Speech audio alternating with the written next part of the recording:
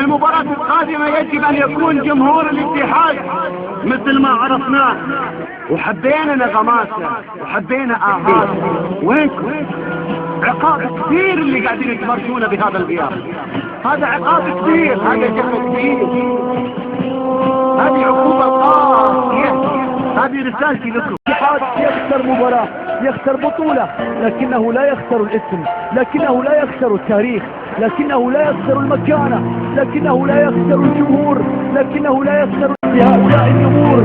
ستبقون نمورا وإن خسرتم، ستبقون نمورا وإن خسرتم، وإن خسرتم. لا تحزن على الاتحاد ولا تحزن على الفرق الكبيرة، فالفرق الكبيرة دائما ما تكون قادرة على العودة، قادرة على النهوض، قادرة على تحقيق الأمجاد.